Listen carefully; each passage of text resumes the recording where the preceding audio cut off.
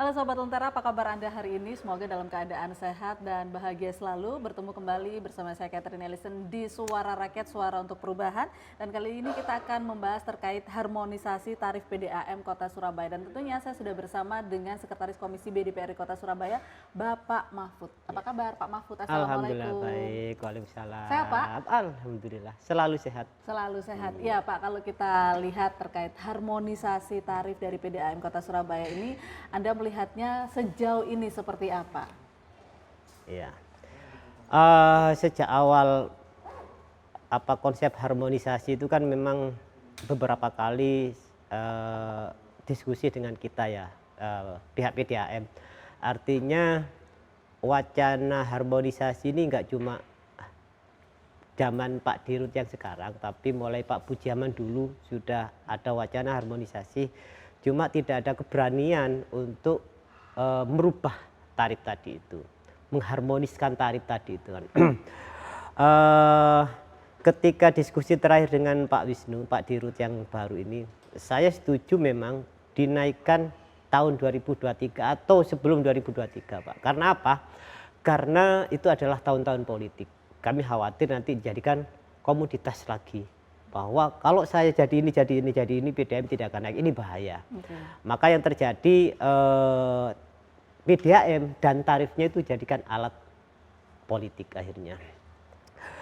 Dan ternyata beberapa diskusi yang kita lakukan bisa meyakinkan para pihak dan harmonisasi itu terjadi gitu.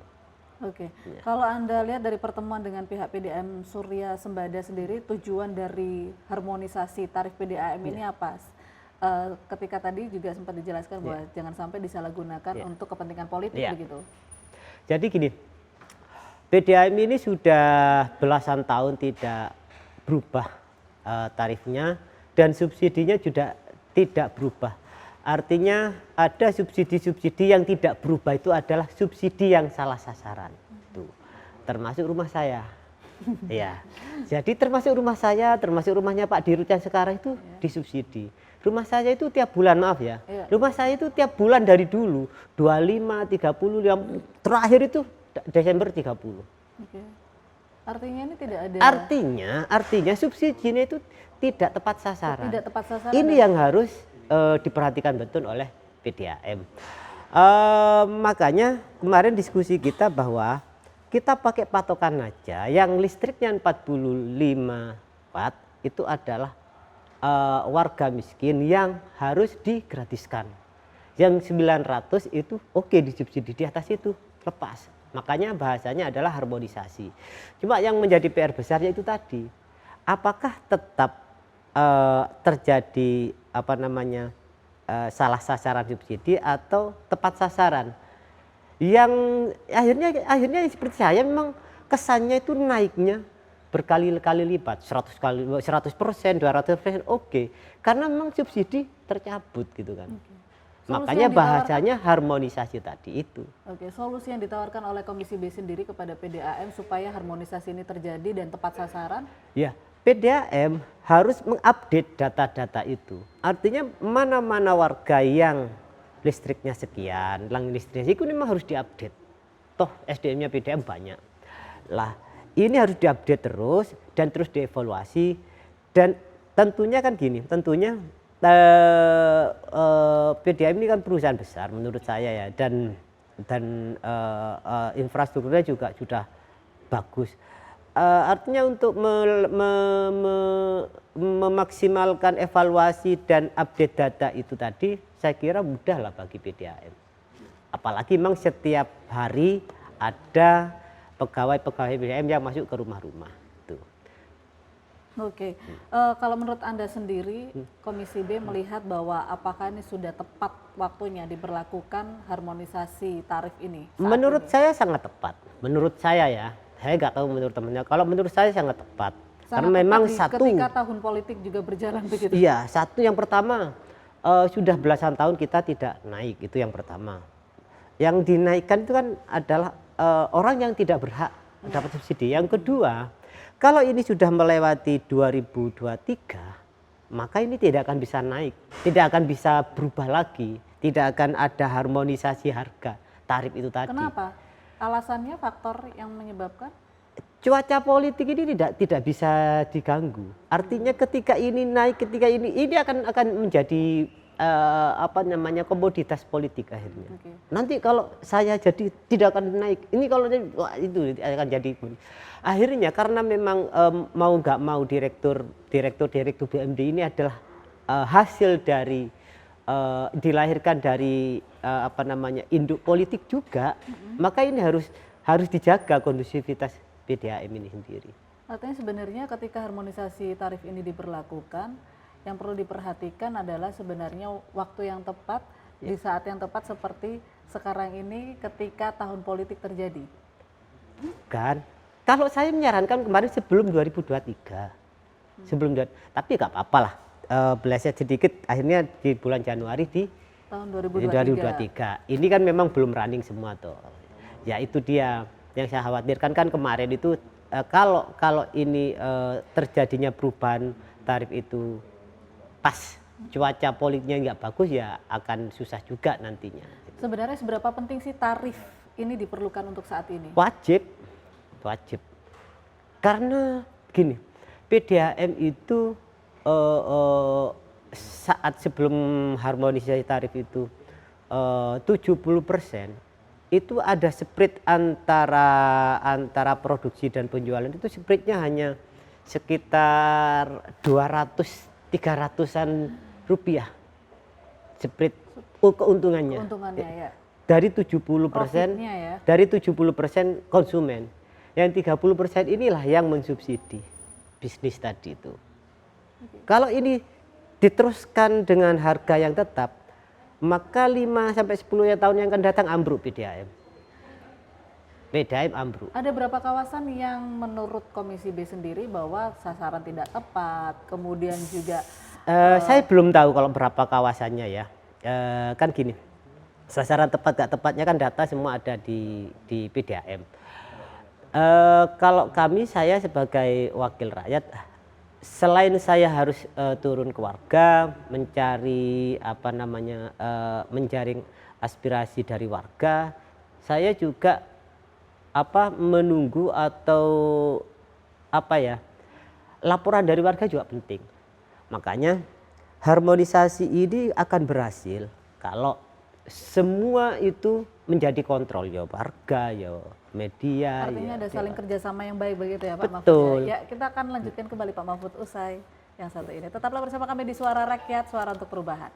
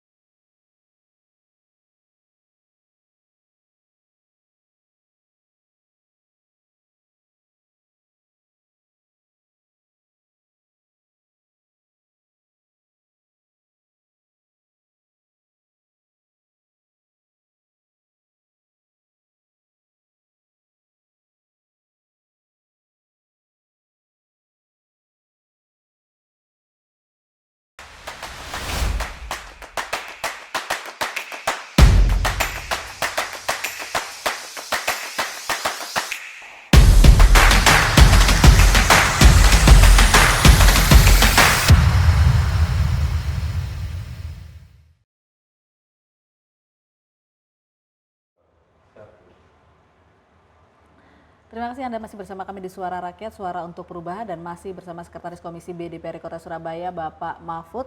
Pak Mahfud, tadi sempat dijelaskan bagaimana harmonisasi tarif PDAM ini diberlakukan, dan ini memang waktu yang tepat ketika diberlakukan per Januari 2023, meskipun tadi sempat dijelaskan harusnya tahun 2022 sudah diberlakukan begitu, karena ditakutkan adanya intimidasi, intervensi, dan juga dimanfaatkan waktu tahun politik begitu ya Pak Mahfud ya. Ya, kalau Anda melihat sendiri reaksi dari harmonisasi tarif PDAM ini, Anda melihatnya seperti apa? Ya pasti pro kontra lah, namanya kebijakan ya.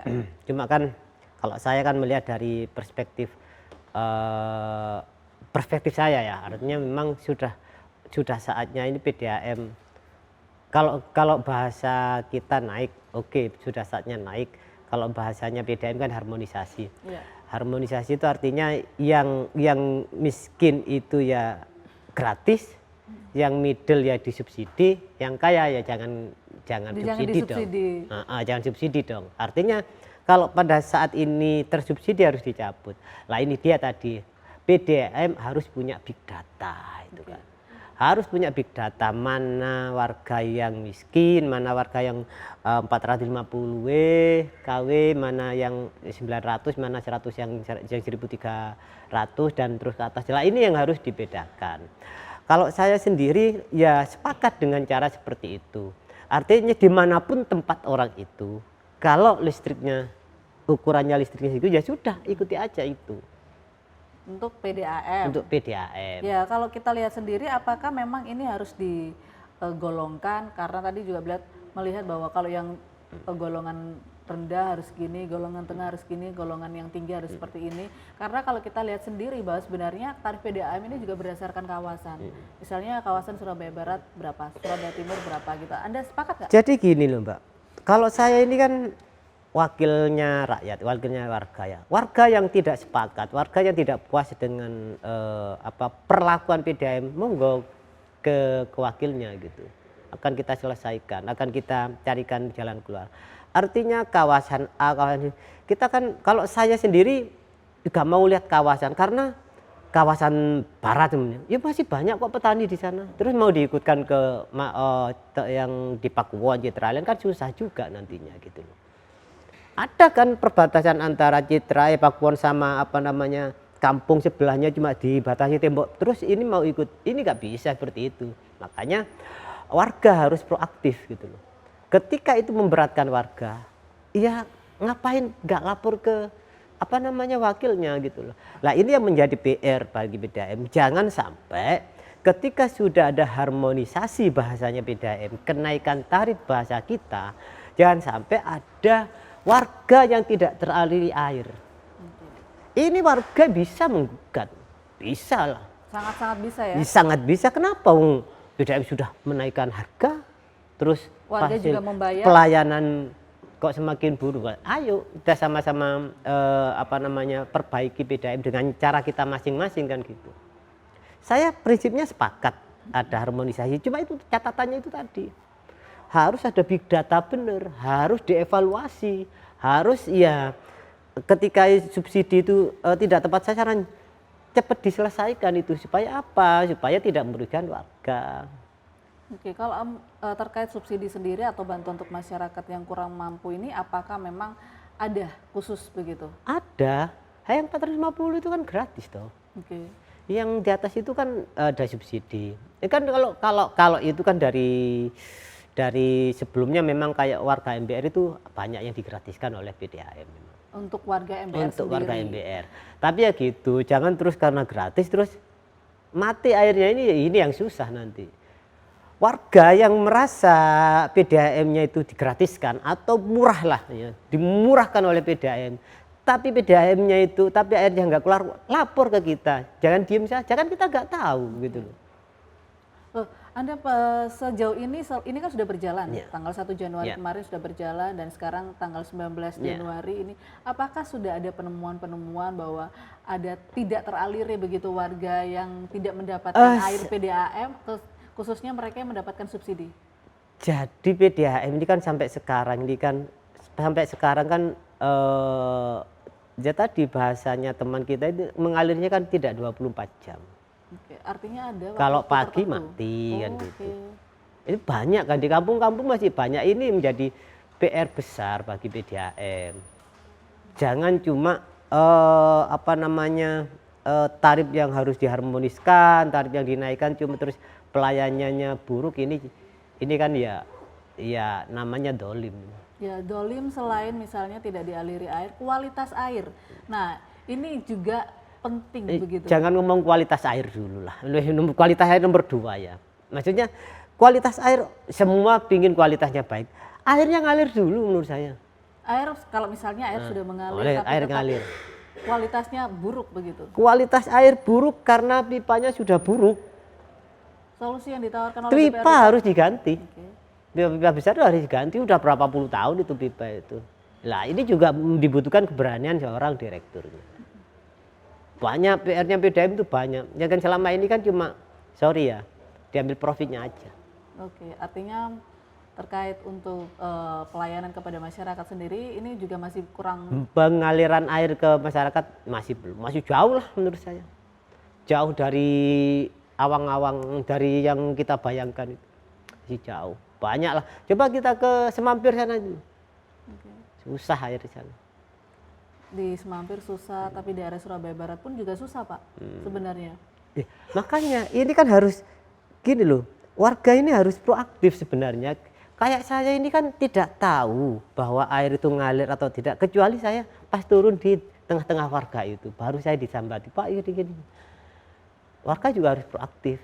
Target dalam harmonisasi sendiri PDAM terutama dalam penerimaan APBD Kota Surabaya. Komisi B ini menargetkan apa selain menegaskan kepada PDAM bahwa seharusnya juga PR-PR ini juga harus diselesaikan. Apakah PR-PR ini juga harus diselesaikan di tahun 2023 Gak mungkin selesai 2023.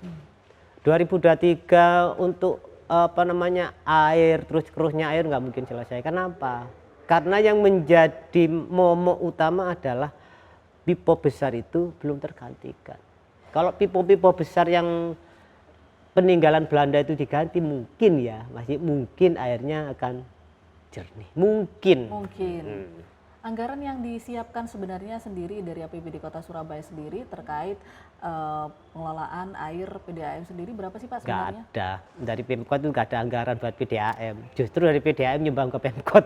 Oh, artinya profit sendiri ini sumbangsi untuk PAD Kota Surabaya Iya, begitu ya? jadi PDAM itu setiap tahun kan memberikan dividen ke pemerintah Kota Surabaya. Yang rata-rata di atas 100 M kan gitu. Rata-rata kan di atas 1 M. Dan dari Kota Surabaya itu tidak pernah dikembalikan ke PDAM untuk memperbaiki pipa-pipa itu gitu loh. Nggak pernah. Sampai mulai saya jadi dewan sampai sekarang itu nggak pernah. Oh, mulai Anda jadi dewan sampai sekarang ini masih belum. Sebelum saya jadi dewan kan saya nggak tahu. Oke, baik, kita akan lanjutkan lagi Pak Mahfud, tetaplah bersama kami.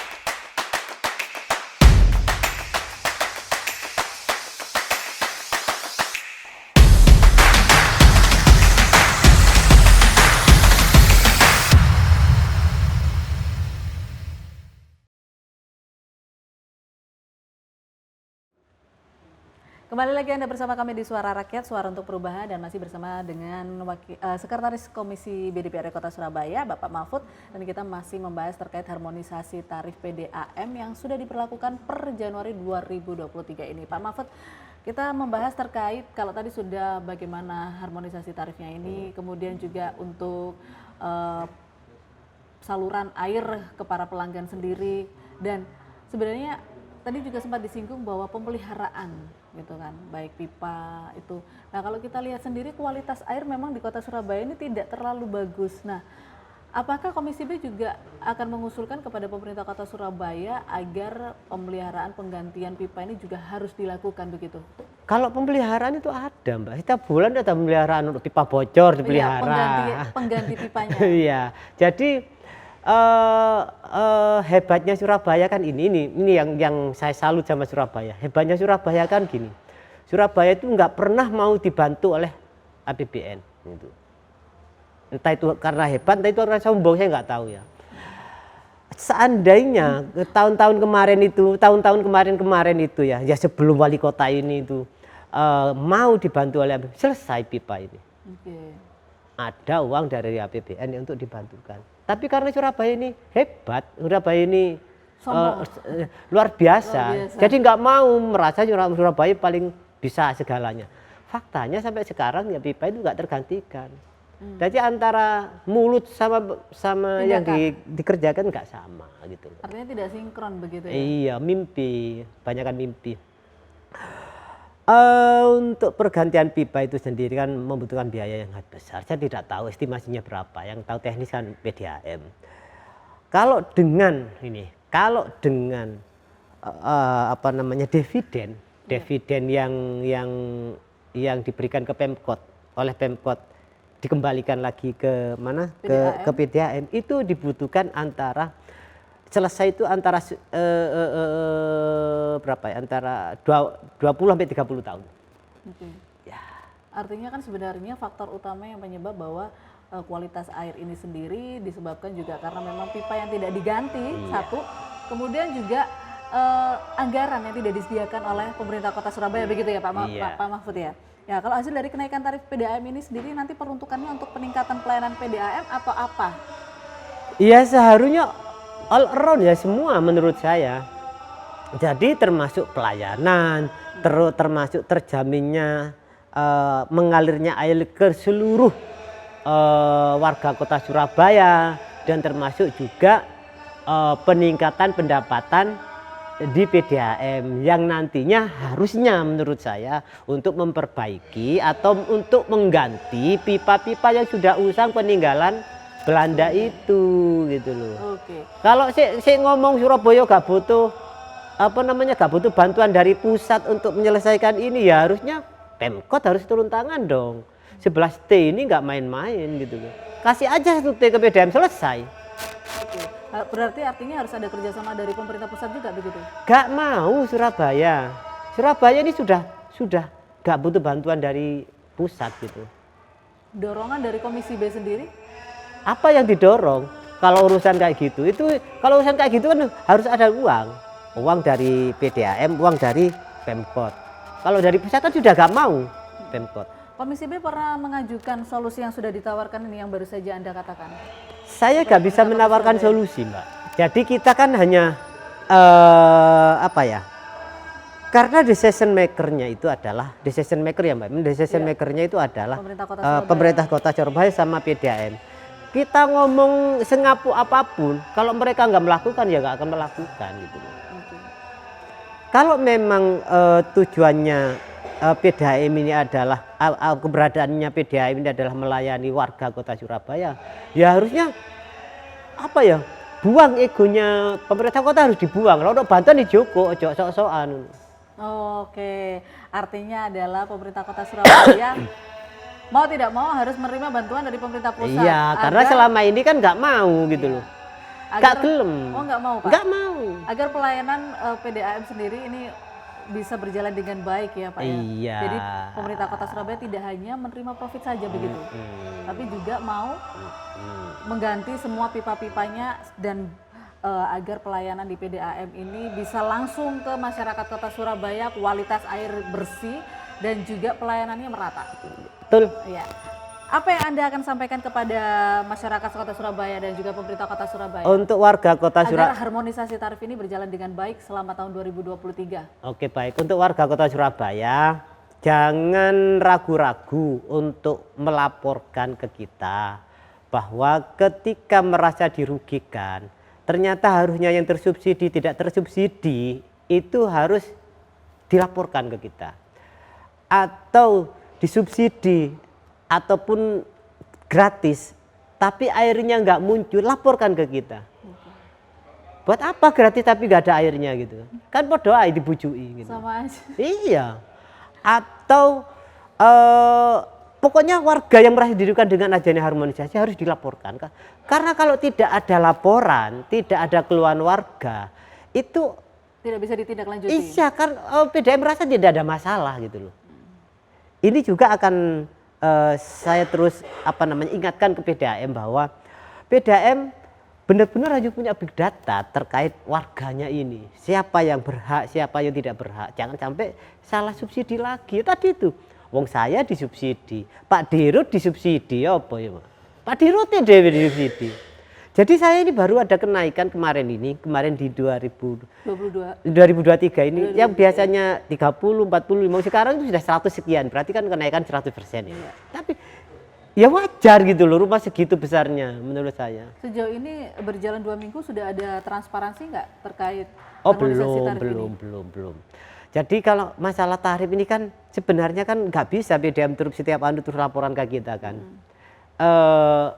Kita sampling lah nanti lah ya dari berbagai macam wilayah ya. Apalagi besok ini ada reses ya, jaringan inspirasi, akan kita tanya ke warga sebenarnya seperti apa terkait PDAM. Terus untuk PDAM bahwa harmonisasi ini berjalan sambil ya tadi big data diperkuat, evaluasi, karena ketika ada subsidi yang tujuannya harmonisasi adalah memaksimalkan subsidi yang tepat sasaran, tapi masih tidak tepat sasaran, ini kan aneh nantinya itu. Terus untuk Pemkot ya itu tadi, pipa besar kita ini kan sudah waktunya diganti gitu loh. Haruslah dianggarkan untuk pergantian pipa itu. Kalau Pemkot nggak mau, PDAM nggak mau, ya wis kerjasama ambil swasta. Gelem enggak engko terus dibagi loro profitile, gak gelem ya aja kerjasama. Wis jarno warganya dikorbanno ae. Jarno ben ngombe banyu keruh ngono terus ya. Jangan dong Pak. Baik, terima kasih Pak Mahfud, dan semoga saja harmonisasi tarif baru PDAM Kota Surabaya ini bisa berjalan dengan baik dan tepat sasaran bagi masyarakat Kota Surabaya. Demikian Suara Rakyat hari ini. Saya Katrina Lisen pamit undur diri, terima kasih dan sampai jumpa.